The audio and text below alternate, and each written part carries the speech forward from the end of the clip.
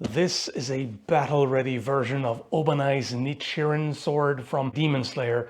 Mini Katana sent this to me for free to try out, and while I appreciate that, I won't hold back my honest opinion, and I'll show you exactly what happened when I tested it. So, this is why it caught my eye. It has this snake blade, different from undulating blades you find in history. The undulations are much larger on this, so it is really more snake-like than flame-like. And so I was very interested to see how this would cut. Being a little bit optimistic there, I suppose. If I'm here, I'll hold it that way, it hits with the peak. If I flip it around, it hits with the valley. Oh. Didn't even go part of the way through. Not so promising. No. It's quite the bevel. It's definitely, it's a pretty steep bevel. It looks like, I don't know, 35 degrees maybe even more. The other thing I've noticed too, though, is the grind itself seems slightly misaligned if you look straight on the edge. Oh yeah. Right, there's quite a bit of variance. Yeah, you can see it's quite a bit wider here. Yeah. So that's a shallower angle, and then it gets steeper here, which, I mean, with such a strongly undulating blade, I'm not really surprised. Here too, that grind is quite a bit off. Yep. That's actually terrible right there. Oh yeah. That's pretty bad.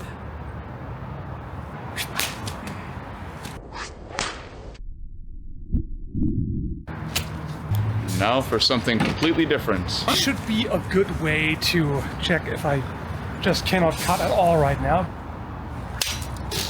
Yeah.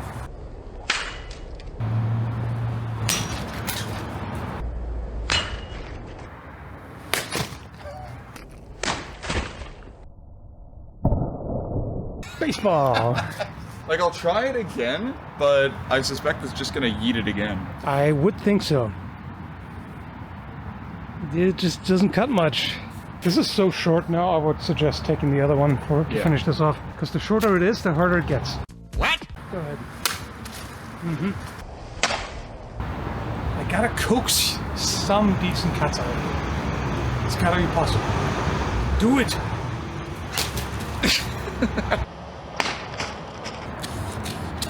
No. That won't cut a...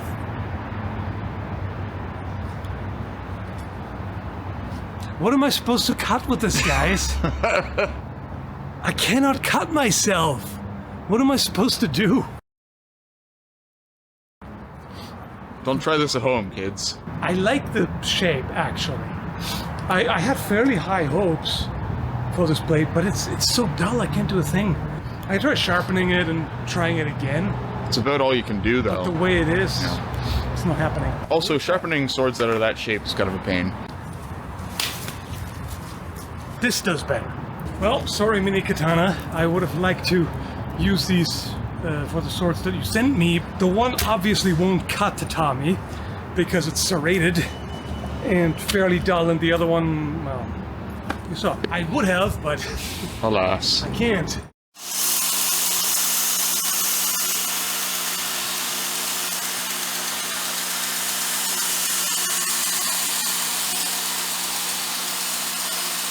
All right, so I've sharpened it now, and it does seem quite a bit better. Feels sharp to the touch and will cut paper.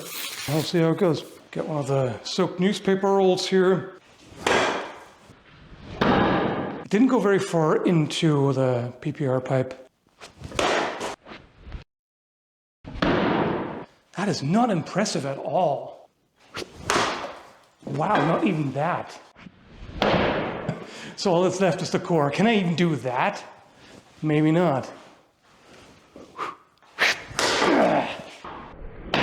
Very underwhelming. I'm gonna put as much power into it as I can without compromising edge alignment. How about that?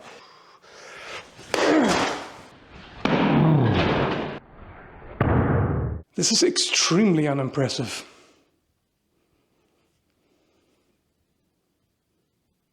Okay, for comparison, let's see what happens with this exceptionally strongly curved katana. Yes, this is new. Haven't tested it yet. Well, that was much easier. So sharpening doesn't work either, or at least with my skills.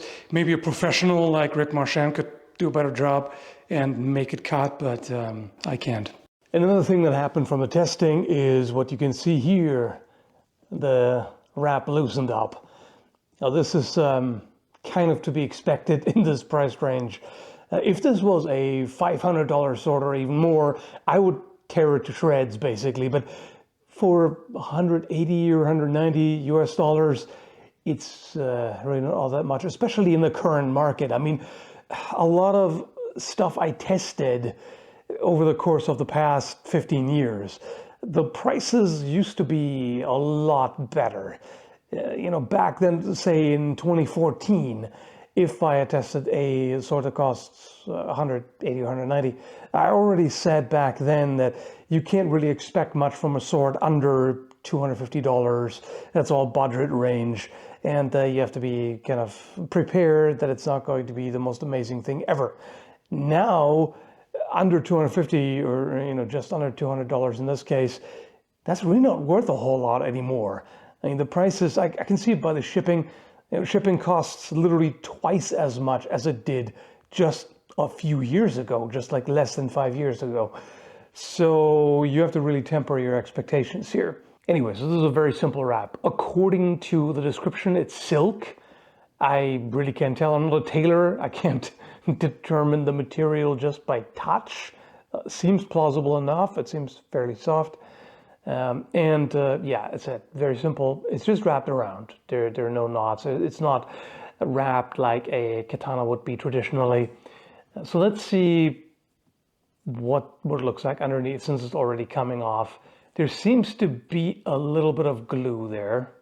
I can feel it. It's not much. Clearly not enough to hold it on. It's very easy to pull it off. So that glue doesn't do its job really. Just slightly tacky.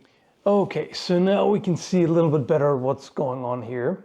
So there is a peg right there and a second one here. So the tang goes at least up to here. When you feel the balance, there's clearly not much mass here. So based on how it looks and feels, I would guess that it's not full tang. While editing, I just realized that there's no need to guess. With this kind of construction, we just check. The pegs themselves are fairly unremarkable. Nothing wrong with them. Okay, definitely a solid fit. I can't just pull it off easily. Yeah, I really can't complain about the fit. It's quite good. Very tight pressure fit.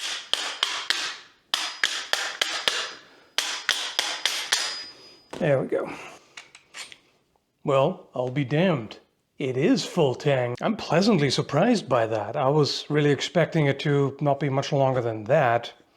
Not that you would expect another peg here. It is typical to have two pegs on Japanese swords. But just going by feel, I would not have expected that it's full tang. But, well, clearly it is. And that is a very tight fit. So, well done on that front. Clearly, nothing has happened. And there were some pretty hard impacts. And whenever you cut into a target that the sword doesn't manage to go all the way through, it's a pretty hard impact. So there's a lot of impact shock that travels through the entire grip. And any kind of issue, you'll definitely find out about. And I don't see any cracks here. Let me just take a very close look. But I can't see even a hairline fracture. The tsuba is a little bit tacky. You can probably tell. It doesn't look bad really, but it looks a little bit cheap, you know, which it is. So no surprise there. And the blade, well, is it battle ready? Yes, I would argue that. I mean, again, it didn't fall apart. So technically, yes, it could be used hypothetically. Obviously, it's not really intended that way. It's a collector's sword. You're not actually supposed to go out and duel other couch samurai with it. If you wanted to call it tatami ready, it's not. It has a lot of trouble cutting tatami. So it's for cutting, you would really have to reprofile this pretty aggressively, which I didn't. I mean, I did change the angle a little bit and got rid of the hard transition there, made it a little bit smoother, but you need to do more. I mean, it's always a bit hard to show on camera. Hopefully it'll focus right. I'll move it back and forth a little bit, so hopefully you can see that. This is the factory edge that's right here. I didn't do anything with that. And yeah, it's a very steep bevel. I would guess it's probably at least 35 degrees, maybe even 40, which is not great for cutting. And also doesn't really make sense for this kind of blade because it's a light blade. And the lighter a blade is, the shallower the edge needs to be, the more it needs to thin out toward the edge to reduce the amount of friction in the target. Because you can't just force your way through with just a mass. So handling is good, there's nothing wrong with that. It's nice and light, but this kind of edge grind just won't do. Now, it is trickier with this, not just because it's an undulating blade, but also because it's pretty narrow. If you have a wider blade, there's more to work with, or at the very least, a wider double-edged blade. If it's single-edged, then at least you have the benefit that you have the entire width to taper it down, right? Whereas here, you can only go from the center of the blade to the edge. So there's a limit to how much you can taper it. They could still go further with this, you know, as opposed to the grind ending here. I feel like it should go almost to the center. That would definitely help. I do like the distressed finish. That looks quite good, really. And it seems to wear reasonably well, at least from the cutting. I don't really see a whole lot of wear on it yet. Eventually it will. You can see a little bit here, I suppose. You can't really expect that to be pristine if you actually use it for cutting. The sheath is simple, but again, you can't really expect more for that price. And because it's so strongly undulating, of course, it's not going to be the greatest fit. It's all right. You know, it's okay for carrying and storage. You can wear it on your back like a poser if you so choose. Yeah, it's all right. Nothing much to write home about, but it does the trick. As I said, especially considering the current prices, this is really not all that bad. You have to know what you get yourself into. You can't expect too much, but for what it is, it's definitely unique. Pretty cool looking. But of course, if you go for the battle-ready version as opposed to the decorative wall hanger version, then you expect it to be functional, which, yeah, it is overall. It needs some work. You know, as I said, if you wanted to do tatami cutting with it, that's not really happening with the default grind. Anyway, I hope that gave you a good idea of what you're getting with this. If you'd like to see more test cutting and better cuts as well, keep an eye out. I have more footage with the other sword that I cut with on that day. My custom designed Kriegsmesser Khopesh hybrid, which ended up the only sword on that day capable of actually delivering really good cuts. There you go. The other blade I brought on that day, well, you probably saw it. Alrighty, thanks for watching and Happy New Year.